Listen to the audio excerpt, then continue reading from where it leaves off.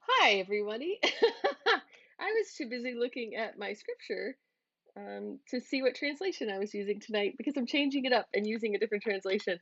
So I was going to tell you that I was using the New Jerusalem tonight, and then I was looking and I was like, is it the New Jerusalem? Anyway, so I didn't realize that we were live. So welcome, everybody. Everyone's putting in the chat. I had asked, what was your favorite flashback and why? Um, and there's also some chat about the washing of the feet. So that's what we're going to talk about tonight, the washing the feet and flashbacks. Let me start the recording. So welcome back, everybody. Welcome to almost the end. We're at season 5, episode 7 of The Chosen, nearing the end of season 5. And tonight we're going to talk about the washing of the feet. We're going to talk about some flashbacks and all the good stuff. So I want to say like, share, subscribe, give me the thumbs up on YouTube, all those things. And I was thinking on the way home tonight, I was like, do I really care? All I care is that you guys are here listening to me. I mean, I don't care if I get other viewers and other listeners. You guys are my friends. You're my community. Who cares about the algorithm?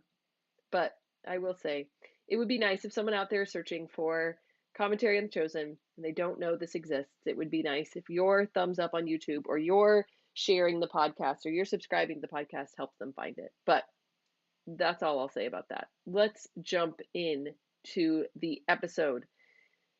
As always, we have the opening being the washing of the feet. The opening, I should say, as always, is the Last Supper. And we're at the part where Jesus arrives. And because we've gone backwards, right? We've gone backwards. Jesus is now arriving. And um, he announces his plan. Well, first of all, I was super excited to see Mark. And, I had mentioned before that Matthias I thought was Mark. When I just saw Matthias writing, when I just saw Matthias observing, I assumed that he was Mark and that he would, make his appearance in this season. Not surprising that Mark makes his appearance in the season because tradition is that this is Mark's house. The upper room is in Mark's house. Mark and his mother Mary show up in Acts of the Apostles, and I love Mark, big fan of John Mark, big fan of John Mark and his story arc throughout Acts of the Apostles. And so I was very excited that the upper room was obviously Mark's house because that's the tradition, especially in Acts, right? We know particularly that that Peter goes back to the house of Mark and his mother Mary, but tradition is that it was the upper room. So super excited to meet Mark. I love Jesus's winks. I feel like we haven't seen a wink by Jesus in a while. So we got a Jesus wink to Mark. Loved that. And then Jesus announces his plan. And the camera, of course, goes to Judas because this is that setup. Um, Although I don't think Jesus really needed to announce his plan to Judas, in real life, in the scriptures, we have that Gethsemane was just the place where Jesus would go and pray. And it was interesting, actually, when we went live and I was looking at my notes, I'm using a different translation of the scriptures tonight. The Catholic Truth Society out of England put out a translation, I believe it's the New Jerusalem. And I just thought it would be fun to change it up and use a different translation. I consult lots of different translations of the scriptures when I'm doing this, and then also looking, of course, at the Greek and a little bit of the Hebrew as much as I can and can gather, not knowing those languages myself. But I love this translation, Luke 22:39. He then left to make his way as usual to the Mount of Olives with the disciples following. He regularly went to the Mount of Olives. He regularly went to the garden. We know that from scripture. And so he doesn't even have to announce his plan. But he announces his plan, and it's just, good for Judas to know where he's headed, right? So Judas can betray him. A lot of people in the comments are mentioning Mark's dream, and I will mention that a little later in the episode when we do look at Mark's dream. I liked that backstory. That was really fun. So Mark was getting the upper room ready because he had this dream, and I think it's just a fun way to set up this whole thing. The scripture scholars have talked a lot about the man carrying the water jar, and so just to see like how did that get set up, I thought was fun. But we'll talk about that in a second. When we have Jesus washing the apostles' feet, again, it's one of those things I think The Chosen does well, reminding us of the visual what something would have looked like, what something would have been like, that we just kind of read in the scriptures and move on. So it's a good visual. We've seen it before. I mentioned it, especially at the raising of Lazarus. We know Lazarus was raised from the dead. We read that scripture in John, but to see it really brings it home. And I think that's really the money of The Chosen, to be able to do that. And I think the washing the feet for me was one of those moments, just a good visual of what it would have been like. And that not just the humility on Jesus's side, but to me, it really brought home the humility on the apostles' side to allow their feet to be washed. For anybody who's had this done, Catholics, we often do it at Holy Thursday Mass. So at our liturgy at Holy Thursday, it's an option to be done after the homily, before the Eucharistic prayer. Men, and now the Vatican has allowed men and women to come forward and have their feet washed. And I've never had my feet washed, but I know men who have, and the men always say it is very humbling to take your shoes and socks off in front of the congregation and have the priest wash your feet, and sometimes kiss it. And we saw Jesus kiss their feet, right? So I think it's this, like, that's a smidgen of the feeling, right? To have someone wash your feet. Now we're talking about the Son of God. We're talking about the creator of the universe. I did think it was interesting that not everybody seemed to get their feet washed. And somebody mentioned that last week, that, Jesus said, some of you had your feet washed. We see this week, it doesn't seem like he washed all the feet. Dan thinks that Peter washed the rest of the feet. To me, that wasn't clear, but it is kind of weird that he didn't wash all the feet, but they didn't have time for that, I guess. And I thought it was funny when they're all objecting. He says, just do as I say and not object for once. And we see Big James make that choice in the moment to be obedient. And I think that moment just really brought home to me that this is humility on Jesus's part, but it's also humility to be obedient. And sometimes we have false humility. I think false humility is kind of prevalent out there. Like when you compliment somebody and someone's like, "Oh, it was nothing." I could go on a whole, rabbit hole. Rabbit hole? Is that what we do? Why can't I think of the expression? I can go down that rabbit hole. That's the expression, right? Of false humility. But false humility actually stems from pride. And this false humility, like, oh, I'm not good enough. Like, oh, no, don't compliment me. Oh, no, it was nothing. Oh, no, no, no. A lot of times that's actually our pride. And it's actually humility to recognize who we are and who we were created to be. And sometimes it's humility to say thank you when you've been complimented, because humility rests in truth. Humility stems in truth. And so there's this, a lot of times, false humility comes out of pride. True humility always comes from a recognition of who we are.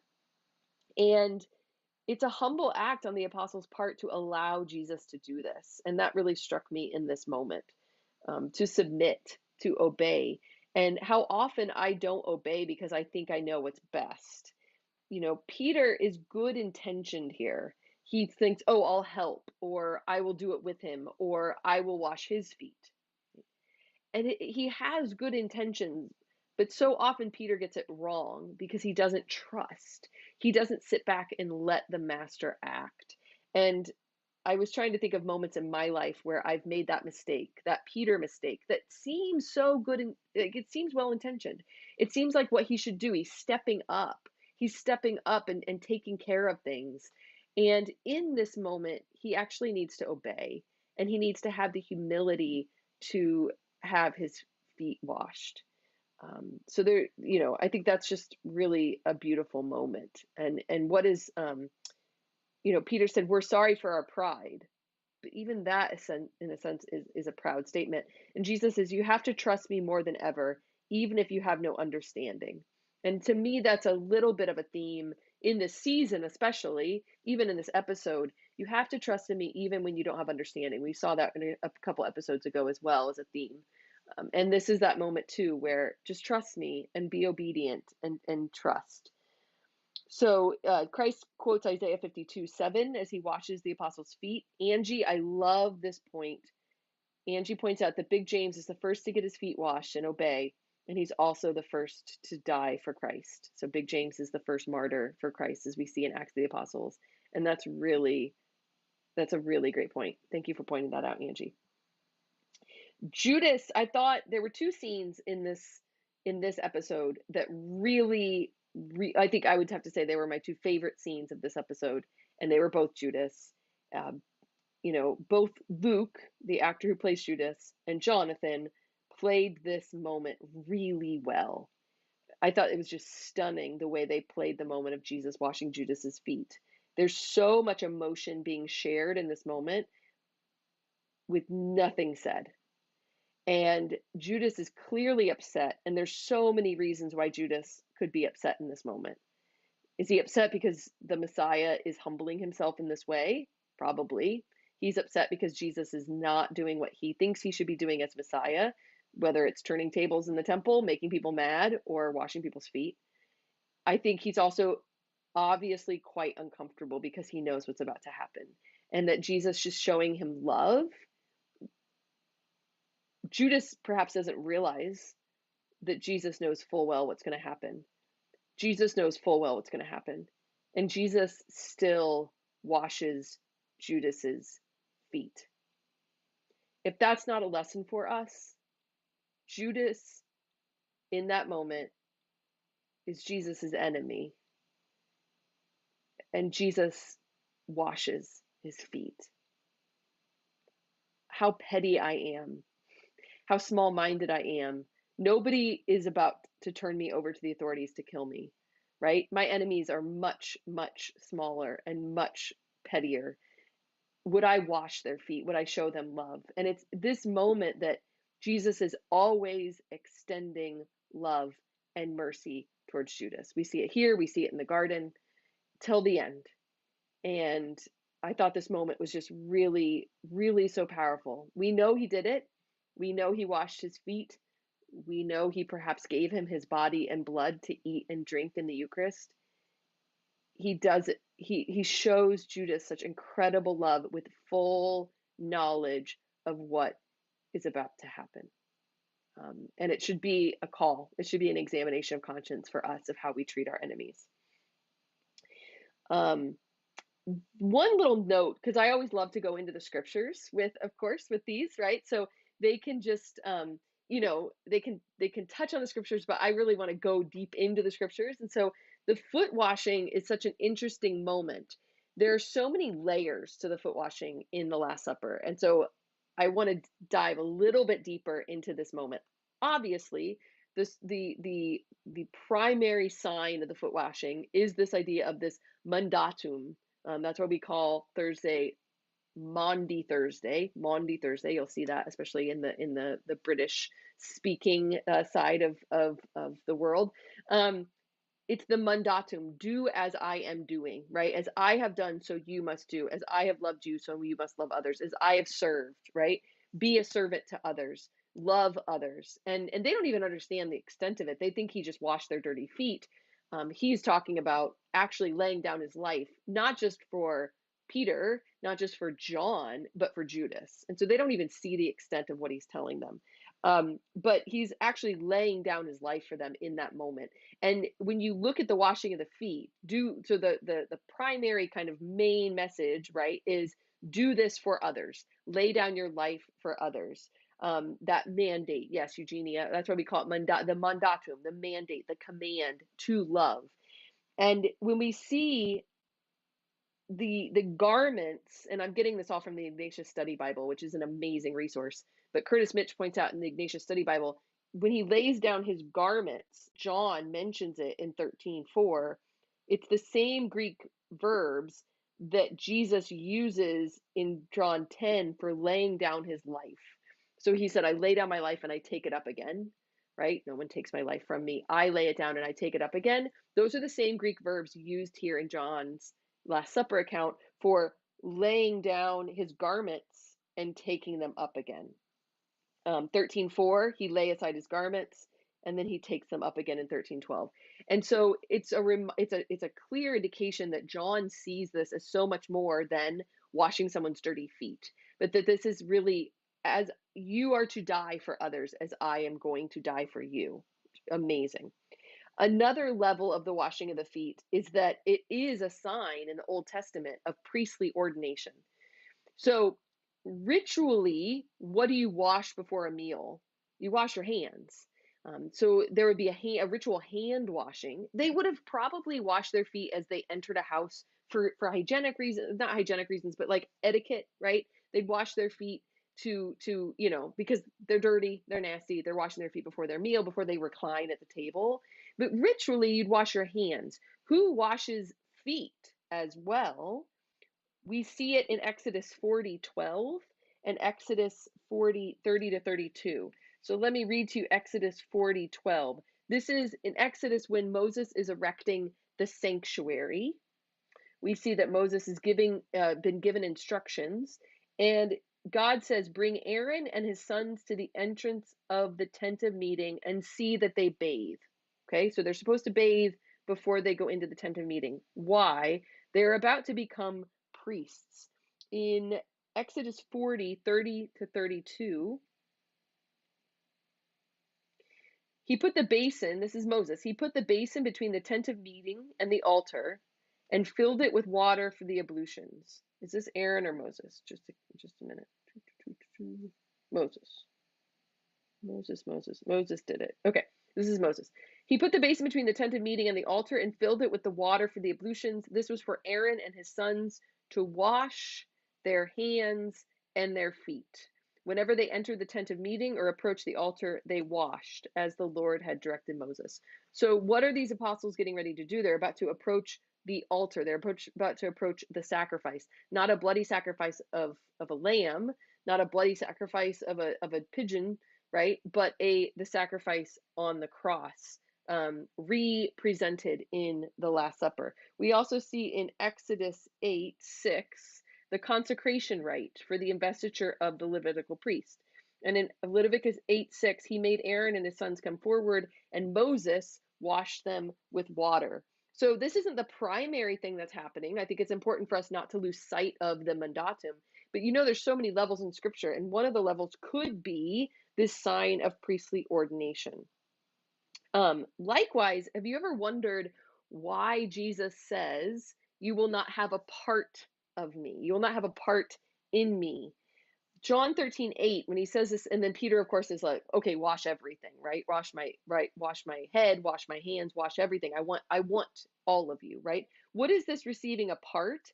But that refers to Numbers 18:20 and Deuteronomy 10 in the Septuagint. That same phrase comes because if you remember when Moses divvied out the land, the Levites as priests did not receive a part of the land. They didn't receive a portion of the land. So he's divvying out the land and giving different lands to different tribes. The Levitical tribe, the tribe of Levi, the Levitical priests did not receive a part. Why? Because the Lord was their part. We see in Numbers 18:20, then the Lord said to Aaron, "You shall not have any heritage in their land, nor hold any portion among them. I will be your portion and your heritage among the Israelites." That's Numbers 18.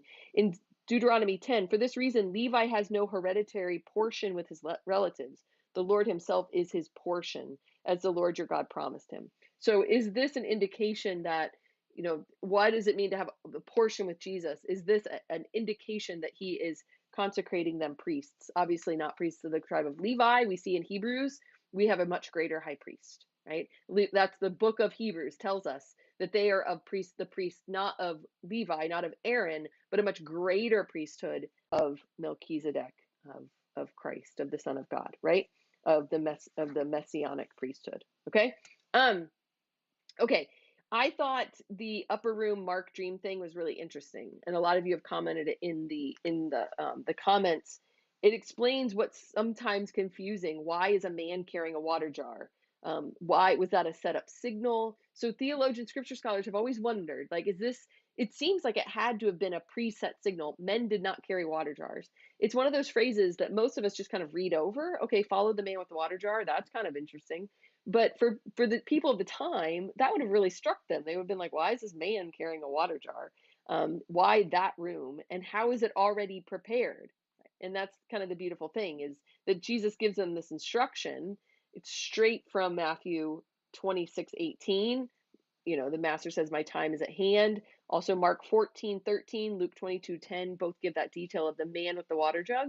How is this room already prepared? And so I really thought it was interesting, this kind of backstory with this dream. And like some of us may have known where that was heading, the man with the water jar, but maybe not. It was just a fun backstory.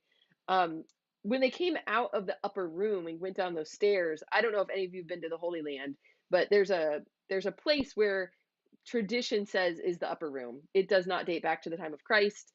The upper room did not survive the destruction of Jerusalem in 70 AD, but tradition says this room is built on the place of the upper room. And I have to say, when they came out that door and down those stairs, it took me right back to being, if you come out that back door from the upper room and down the stairs. And the last time I was there was the Festival of Booths. And so there was this big booth set out outside in the little courtyard with an awning. And so that visual just really took me back to the Holy Land. And I really can't wait to go back. So do you all want to go back with me? If we do a trip, you want to all come back, go to the Holy Land with me? Wouldn't that be great? A Jones take on the chosen Holy Land pilgrimage. Who's in? Let's go. I thought it was clever. Peter's been preaching. I thought it was clever that Peter is preaching from Luke 12:37. And so you just hear a snippet of what he's preaching, but he's preaching from Luke 12:37. Obviously we're done with the flashback, right? So we're in this moment where we're in the Holy Week, and he's preaching that the master will wait on him, will wait on them, right? The master will come back to those who are waiting. Stay awake, because when the master comes back, he will wait on you.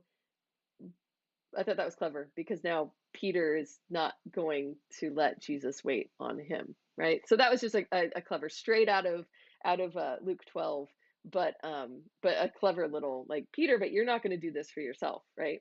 Oh, good. Okay. I have 5 people already signed up for my Holy Land pilgrimage. Let's do it. What if we get Jonathan to lead it? How about that? Now we're all going. I'll ask him. Yeah, right. Um, Did anybody else think it was so funny how like hyper vigilant the apostles were? I'm sure they did this on purpose, right? They're so hyper vigilant. They're so on guard, right? They're going to get to the Seder meal. They're talking to Jesus. Jesus gives them those instructions, right? They obviously can't celebrate the Seder meal in this house.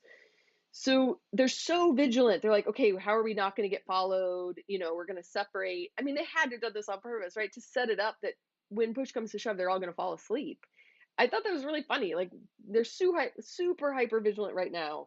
And then when push comes to shove, they drop the ball, essentially, right? I have to say, every once in a while, there's a line that just really, really makes me laugh. And that is when he said, we're quoting Cain now. That was funny. We're quoting Cain now. That actually made, I haven't laughed out loud, I don't think, in a couple of episodes, but that made me laugh out loud. Josie said Jonathan and Jeff Cavins. Jeff Cavins doesn't go with My Pilgrimage Company. So we'd have to go with My Pilgrimage Company. We'd have to go to Verso Ministries, with Verso Ministries. So sorry, we can't go with Jeff unless Jeff jumps ship and comes with me. So, but you can go with Jeff Cavins, but we take smaller trips too. Jeff takes like 3 buses, and I would want just us, right? Just the 10 of us. No, I'm just kidding. How many people are watching right now? 20? I'd want to take 30, right? Anyway, okay, Holy Land pilgrimage, when it's possible. Joan's take on the chosen. So the next scene was one of my favorites. So I mentioned I had kind of two scenes in this episode that I think they just did incredibly well. And it was the other Judas episode.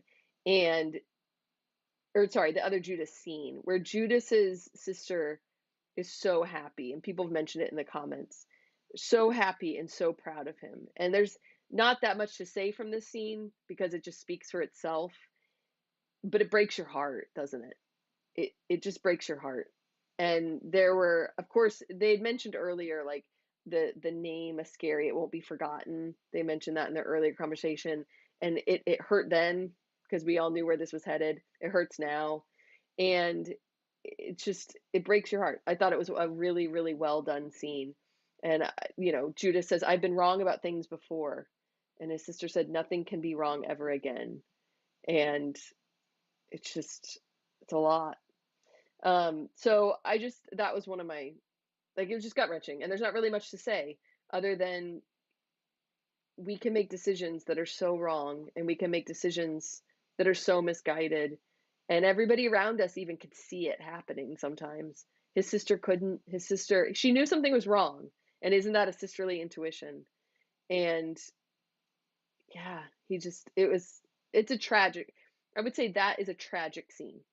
That's all you can really say, is that was a tragic scene. But again, the actors here, especially Luke, I think Luke is doing such a great job playing the world's greatest villain. Michelle points out, I'm curious what happens to Judas' sister later. It'll be interesting. Could she be a woman on the way of the cross? I mean, it's just, yeah, it'd be pretty amazing. So Peter and John are setting up the room, and they don't know what they're doing. And they're setting it up. But Peter says a powerful line that I had to rewind. And I rewound it and rewound it to make sure I knew what he said. And I just sat with it for a while. And he said, "We set the table anyway." And I thought that's one of those lines that could be a throwaway line, could be, you might not even catch it. You might not even notice what he said. But they're getting ready and they're talking about how they don't quite know what's happening, right? We set the table anyway. And when I was thinking about it and just sitting with it, I thought of how that's what the Lord asks us to do. He asks us, even if we don't understand, he gives us instruction and asks us to be obedient. And they didn't understand. They didn't understand why this would be the Last Supper. They didn't understand where this Messiah thing was going. They followed and they set the table anyway. They prepared for something that they didn't know what was waiting for them. They prepared the way the Lord asked them. And we are not going to have explicit instructions from the Lord like they are, right? Jesus is not going to appear to you tomorrow and tell you, this is A, B, C, what you're supposed to do. But we know the Christian life, and we know what we're called to do. And when we don't know, we do what we're called to do that day, and we ask the Lord. And he opens doors at times that don't make sense, and he closes doors that don't make sense in our life. He's not going to send you a telegram dictating, okay, you're going to leave your house today and there's going to be a man with a water jar and you're going to follow him and set a table. But there are times in our life, all of us can probably look back and see a time in our life where the Lord called us to do something hard, whether it was to take a job or quit a job or move or get married or not get married or be open to life, or, you could name them, right? And we do it and we set the table, and we don't know what's going to happen. We don't know what life's going to look like right now. We don't know what life is going to look like next year, most of us. I mean, Joe's Take on the Chosen, season 6, who knows if I'll be sitting in this office? Who knows if we'll see season 6? We don't know. And so we all were called to do, we're not called to know.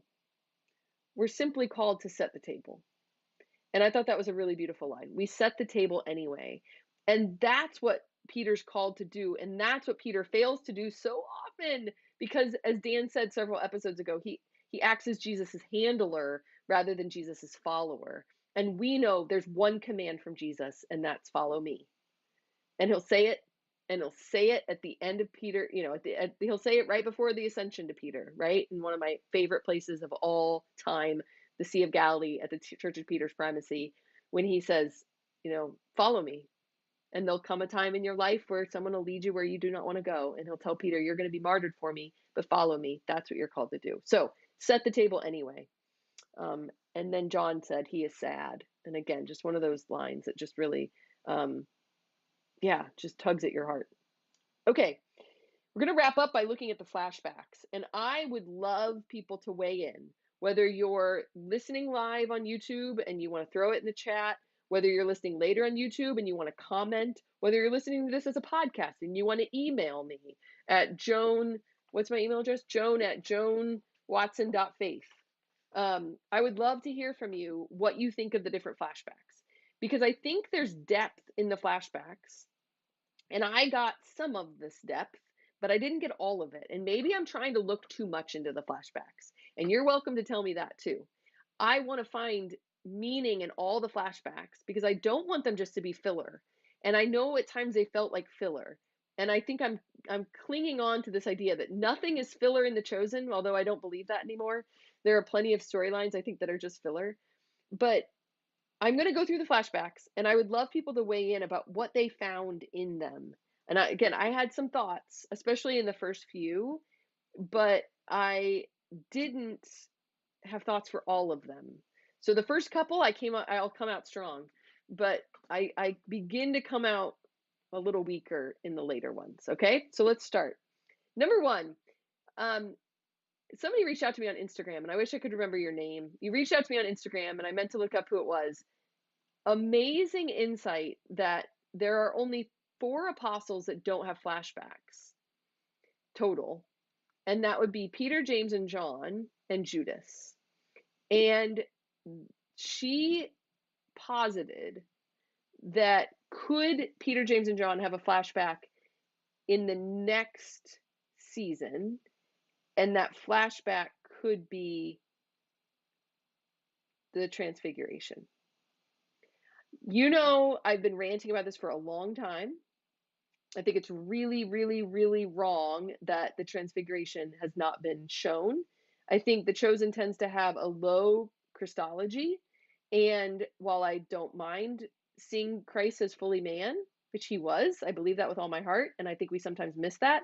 I think The Chosen has been weak in the showing Jesus as fully God. I'm really sad that the Chosen did not depict the Transfiguration. So I would love that if that was the case. I think it plays weirdly with character development because the men that we're seeing, Peter, James, and John, don't seem to be men who have witnessed the glory of the Transfiguration. And so, unless they're like, they blacked out and forgot about it and they're going to remember it later, I don't know. They really were so confused they didn't even realize. I don't know. Anyway, I thought that was a really interesting thought that maybe we could have the Transfiguration as a flashback for Peter, James, and John, but I hadn't thought about that. So, okay, so we're looking at the flashbacks. We get everybody's flashback this episode, except Peter, James, and John, and Judas, who don't get flashbacks in this season. Thaddeus's will come in the next episode. So a lot of people are saying Thaddeus is their favorite flashback. I too loved Thaddeus's flashback, but it's the beginning of the next episode. So we'll talk about that as we start. It's another reason to come and watch episode 8 with me, Joan's Take on The Chosen. Okay, so our first flashback is Z. So Z sees blood. I was anticipating Z seeing blood coming from the temple. So you have to remember at this point in Passover, there would have been a lot of blood coming from the temple. They haven't sacrificed the lambs yet. We have them sacrificing. John tells us that the lambs were sacrificed at the time of the crucifixion, which is pretty cool. But I was kind of hoping blood would come from the side of the temple because that's awesome and Old Testament-y and everything. But he sees blood coming out of a butcher shop. Okay, what I got out of this flashback, and I think this was one of the deepest ones I got, was in Z's flashback, he thought he was offering his life for his brothers, right? He was ready to offer his life, and he said, I'm ready to meet God. And he says to his fellow zealots, like, basically he was saving them for many more missions, right? He says, you have many more missions. And he tells the others, like, go, because you have many more missions. And so in his mind, he thinks, I am going to save my brothers. I'm ready to meet God. But he is the one that is being saved for many more missions.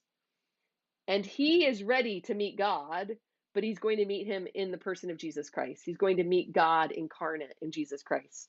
And so we see here where his plan was one thing, good intentions, like offered his life for his brothers, but Jesus meets him, God spares him. And so the things he says to his brothers, right? You have many more missions. And then he says, I'm ready to meet God. Those prayers of sorts are answered in a very different way. Okay. So looking at that and looking at the depth of what Z is reflecting on, I think this was actually one of my favorite flashbacks, even though at the beginning, when I first saw it, I was like, this is weird. What are we doing now? Why are we doing these flashbacks? But to really look at what was he seeing and what was he thinking, I posit he realizes he was ready to meet God, absolutely, but he met him in the person of Jesus. And now his mission looks much different. Okay, so that's Z's flashback. Nathaniel's flashback. I thought it was interesting that Z's flashback was triggered by sight, whereas Nathaniel's flashback was triggered by sound. And I thought we were going somewhere with that because I thought, oh, then the next one could be triggered by smell, but they didn't do that. So that's okay. So he has a flashback triggered by sound. I thought some thoughts on this flashback. I thought it was really beautiful that the psalm that is being sung that he hears is out of the depths I cry to you. We call it the De Profundis. Out of the depths I cry to you, Lord, hear my voice.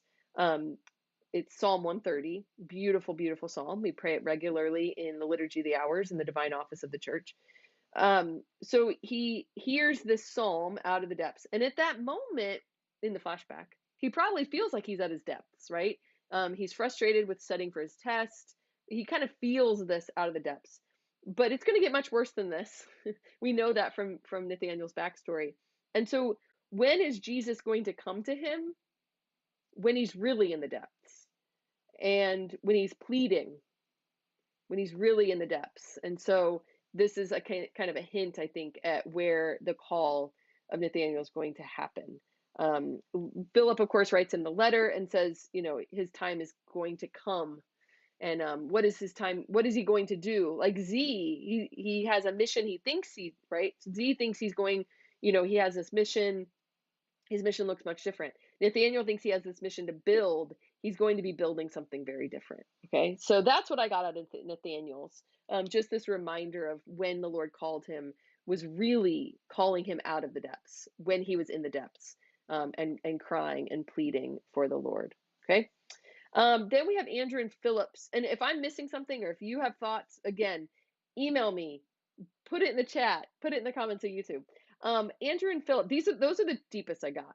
I'm not getting a lot of deep things going forward, but maybe there isn't anything to get, and that's okay. Isn't that the psalm that Nathaniel recites under the fig tree? I was going to go back and look at that and see, it makes sense for him to recite that. That would be what he would recite. And I meant to look at my notes and I meant to watch that episode and I didn't, but that would make sense. That's definitely, as soon as, you hear that, that was the moment he was experiencing under that fig tree, right? In his call. Andrew and Philip here, make straight the way. This is something that would have happened. So they're in present moment, they are seeing, a dignitary being led through the streets and people are being pushed about.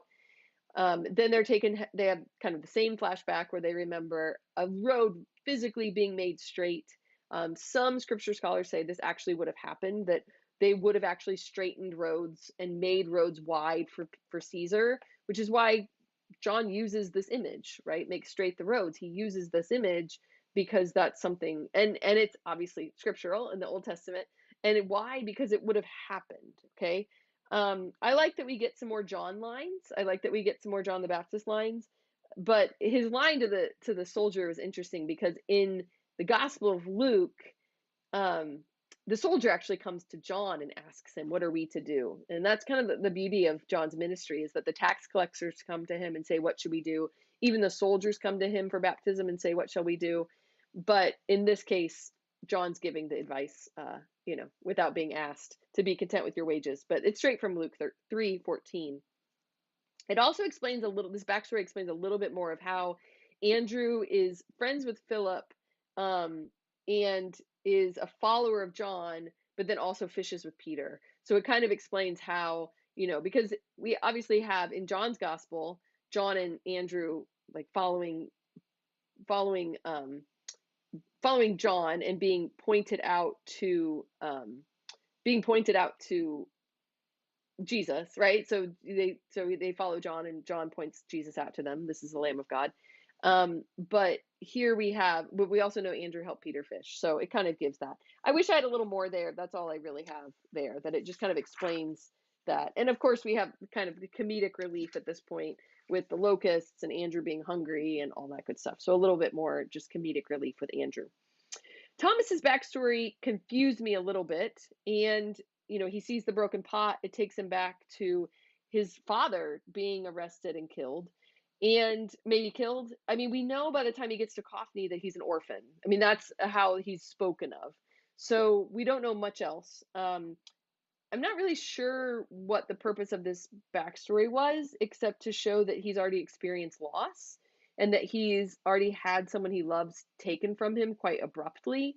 So I don't know whether this was just character development for Thomas. I wish I had more here. So if anybody has more, what do you think The Chosen is saying with this, and why do you think it was included? And or is it something that we're going to get later, that this is all going to get fleshed out? That's possible. Matthew's flashback, I think, was a fan favorite because we got to see Gaius. I've missed Gaius. It's always good to see Gaius. Matthew walking past the tax booth and having that very human reaction of like wanting to look but not wanting to look. I thought Paris did this really well. Like he's looking at he doesn't, he kind of looks, he doesn't. So he has the flashback to the tax booth, really his first day. And it explains the first time we see Matthew. Remember, when we first see Matthew, he's in that cart. And it's kind of confusing. Like, why is this guy climbing into this cart to go to work? And this explains that finally. So, 5 seasons later, we have the explanation for why Matthew climbs into a cart every day to go to work.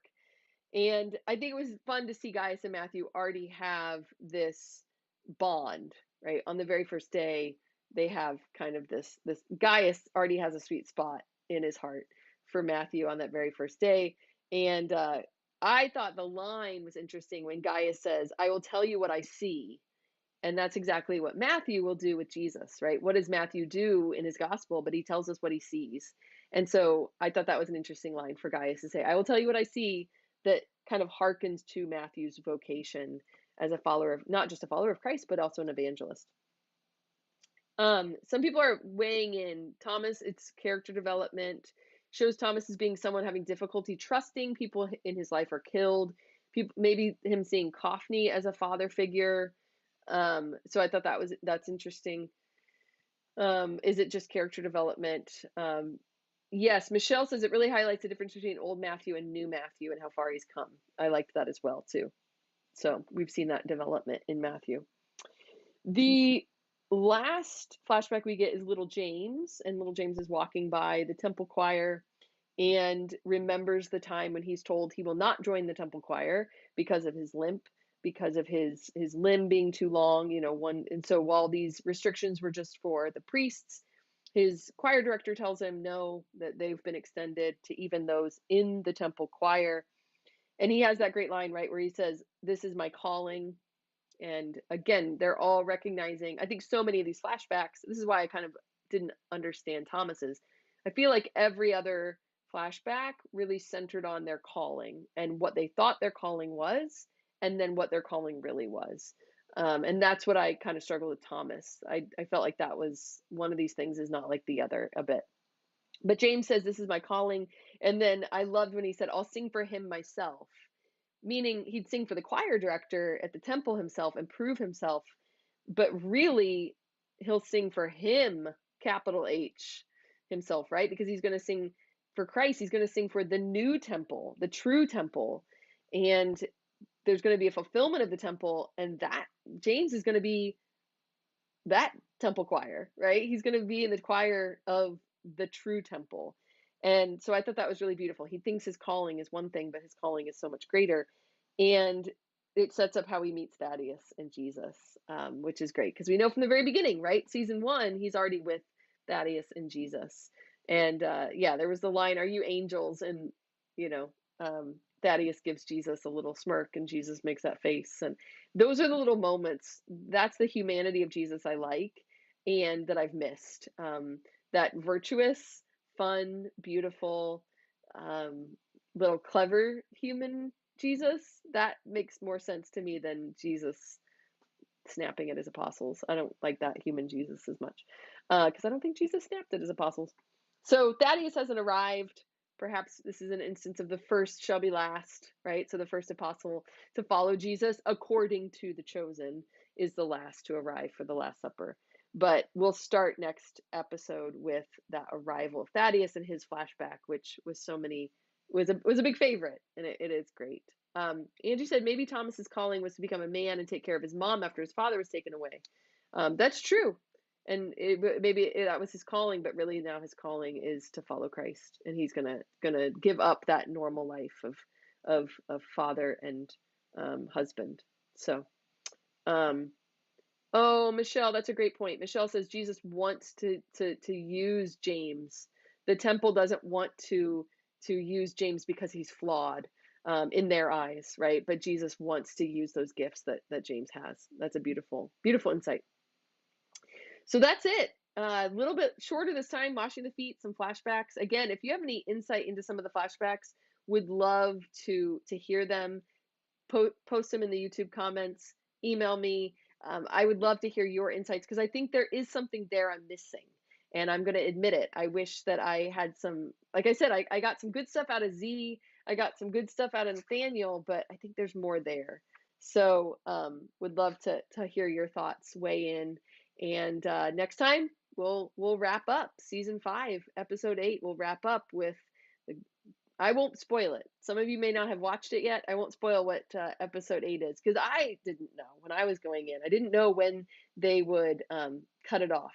So I think, yeah, so I won't spoil it for those of you who might not have um, watched. Renee says, Jesus rebuked his apostles in the past. Do you think his rebukes had a gentler tone? I do, actually. So I think I was thinking about this week, and, there's nothing wrong with anger. Anger can be the anger is the righteous response to injustice. So when we say things like the cleansing of the temple, that was righteous anger. That's a proper response to injustice.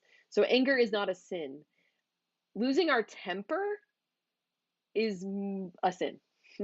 So when our anger is disordered, I'm not saying that Jesus necessarily has had disordered anger towards his apostles, but I think we so often we don't recognize when our emotions are not ordered with our intellect because we are so fallen and we struggle with original sin that we think, oh, well, it's only human to be annoyed. It's only human to react. It's only human, right? And Christ was man. He was fully man, right?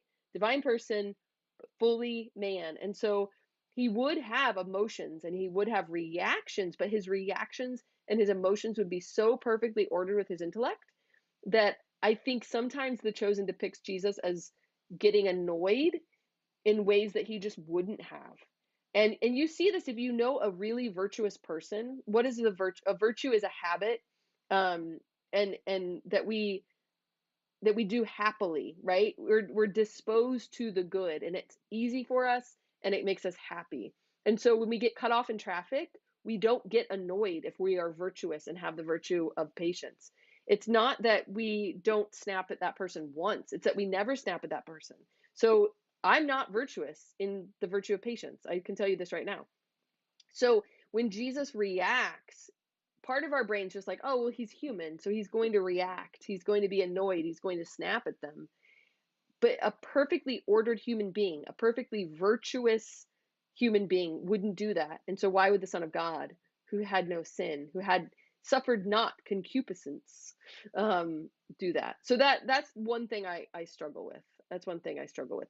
I don't think he would be, I'm not saying that he would have just like been like, oh, apostles, you're so funny, ha ha. I think he would have corrected them, but I don't think he would have been as impatient with them in the manner that he is shown in The Chosen. So that's just my thought. That's Joan's weigh in right there. But Eugenia says, I'm impatient. I don't see Jesus that way, and I agree. He's very, very remarkably patient. So but we don't know what it looks like to be fully man and fully God. And The Chosen is trying their best, I think in some ways trying their best to walk that narrow path of, we've never seen this with our own eyes.